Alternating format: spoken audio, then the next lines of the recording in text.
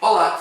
Nesse vídeo eu vou explicar para vocês qual que é o princípio de sustentação e voo das aeronaves ditas mais leves que o ar. E nós vamos entender como que balões e dirigíveis se mantêm voando independente do seu peso.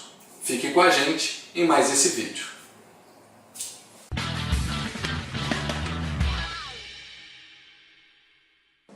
Então, nesta aula nós vamos ver aí como as aeronaves voam. Empuxo, vamos falar a respeito das aeronaves que voam com base no princípio de Arquimedes. Começando, categorias. Primeiramente, a definição de aeronave, que é todo aparelho capaz de se sustentar e de se direcionar pelo ar a partir de seus próprios meios. Muito bem. Nós temos duas grandes classes, dois grandes grupos de aeronaves. As ditas mais leves do que o ar, princípio de Arquimedes, lei do empuxo, que serão aí o tema dessa videoaula. E temos as aeronaves mais pesadas que o ar, que são baseadas aí no teorema de Bernoulli, diferencial, que fala do diferencial de pressão. Um pouquinho de história antes de entrar aí no assunto. Arquimedes foi um físico, matemático, engenheiro, enfim, uma série de coisas, que viveu entre 287 e 212 a.C., ou seja, faz muito tempo. Ele com certeza foi um ícone aí da sua época, devido aí às suas teorias e às suas obras, e a ele ficou atribuído um dos episódios mais famosos aí da palavra eureka. Foi quando ele fez uma descoberta e ele ficou tão feliz que ele saiu nu pela rua correndo, gritando eureka. Nessa ocasião, ele dissertou a respeito da lei do empuxo, depois de observar a quantidade de água que transbordava da banheira quando ele entrava nela. Essa dissertação veio a ser conhecida mais tarde como princípio de Arquimedes, que é a lei do empuxo. E nessa época aí, o próprio Arquimedes mal sabia as aplicações que envolveria essa citação dele. Mas não foi por acaso. Como tudo na física, nada é inventado. Tudo é descoberto ou observado. E Arquimedes, como sábio da cidade, como sábio da região dele, da província onde ele morava, ele foi elencado pelo rei a descobrir uma possível farsa. O que aconteceu? O rei deu uma quantidade de ouro para um ferreiro fazer uma coroa para ele. E aí o ferreiro fez a coroa e devolveu, e pesaram e tinha o mesmo peso. Só que houve aí o boato de que o ferreiro tinha embolsado parte daquele ouro e tinha colocado outro material dentro da coroa. Qual que era o problema? Como descobrir isso sem dissolver a coroa, sem desmanchar a coroa? Foi aí que Arquimedes, observando a banheira, teve a ilustríssima ideia. Ele percebeu que ele conseguiria, através do volume de água que transbordou, saber o volume da coroa e comparar com o volume, né, de uma barra de ouro com o mesmo peso. Se desse diferente o volume, obviamente que haveria outro material ali na composição da coroa. E ele comprovou isso através de um experimento simples. Apesar de o mesmo peso, quando ele colocou a balança dentro da água, a coroa subiu ligeiramente. Por quê aconteceu isso? E aí, fazendo o experimento na sequência, de forma isolada, a gente consegue comprovar isso daí. Por algum motivo, a coroa tinha menos densidade do que a barra de ouro, ou seja, tinha algum material dentro da coroa que era menos denso do que o ouro. Deslocando o maior volume de água, a força que ela recebia de baixo para cima era proporcional a esse maior volume. E é aí que está a lei do empuxo. O princípio de Arquimedes faz a seguinte afirmação: todo corpo mergulhado em um fluido recebe um empuxo para cima igual ao peso do fluido deslocado. Aí você fala, poxa, não entendi absolutamente nada. No entanto, isso pode ser comprovado através de um experimento relativamente simples. Vamos ler isso observando o experimento? Antes, vamos só definir aqui direitinho o que é fluido, né? Fluido, tudo aquilo que não possui forma fixa. Então nós temos aí Os fluidos podem ser líquidos ou gasosos.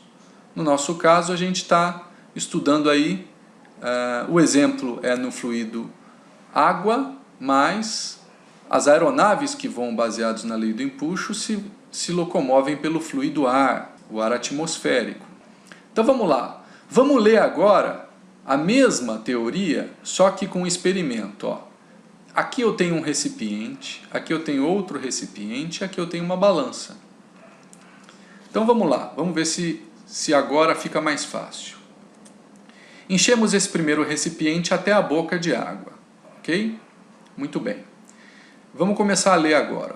Todo o corpo mergulhado em um fluido, temos uma esfera aqui, foi mergulhada no fluido, recebe um empuxo para cima, ou seja, uma força para cima, que é igual ao peso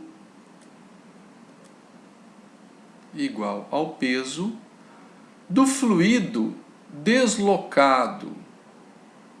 Olha só. Melhorou agora? Vamos de novo?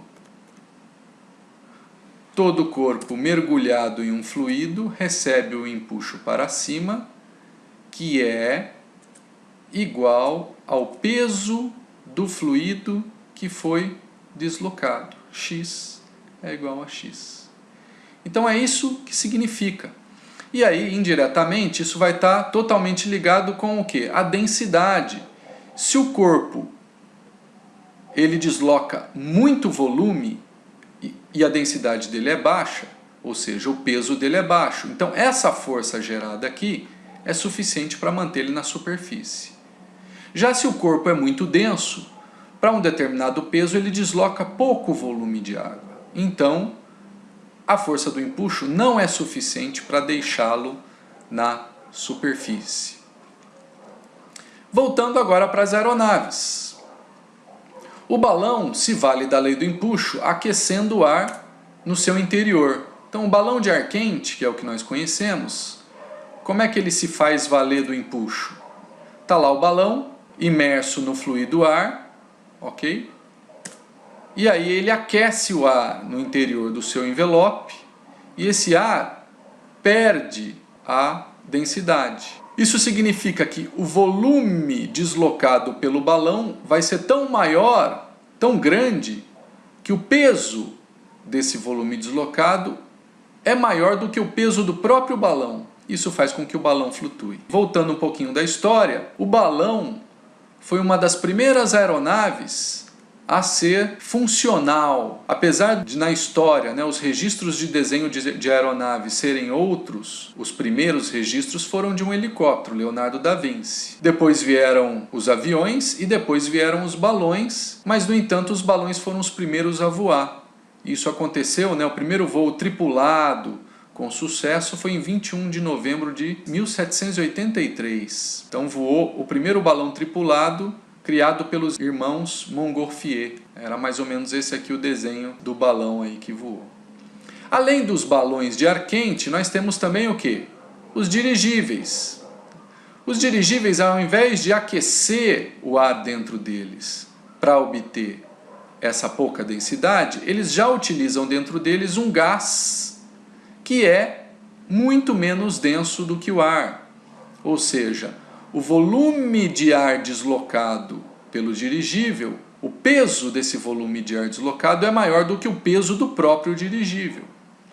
Antigamente se usava o hidrogênio, aí depois dessa tragédiazinha aí que vocês vão ver, do Hindenburg,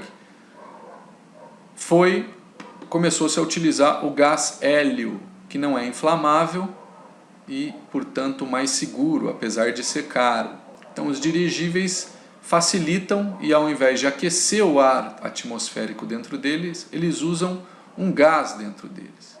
Esse mesmo princípio é utilizado aí para flutuabilidade de embarcações. Olha só que interessante. Aqui, a gente tem que dentro do casco do navio, que tem ar, a parte do casco que está para baixo da linha d'água desloca esse volume de água. Então, o peso desse volume de água que é deslocado é o que faz o empuxo contra o corpo do navio, mantendo ele na superfície. Por isso que se ele encher de água, ele vai para o fundo. O empuxo vai ser muito menor do que o peso dele. E nós não poderíamos finalizar sem falar do nosso saudoso aí, Santos Dumont, que em 19 de outubro de 1901, ou seja, quase mais de 100 anos depois, né, do primeiro balão voar, né, ele ganhou o prêmio Dutch, o valor de 100 mil francos, por ter conseguido voar com seu dirigível em volta da Torre Eiffel e um trajeto aí de quase 30 minutos e levar o dirigível para onde ele queria que realmente fosse e não ficar a sabor do vento como os balões normalmente ficavam. Mais de 100 anos depois é que o dirigível alçou voo aí. Então tá aí. Esse é o princípio de voo das aeronaves ditas mais leves que o ar. Eu espero que vocês tenham gostado dessa videoaula e continuem acompanhando aí o canal e o portal VTOL Academy. Até a próxima!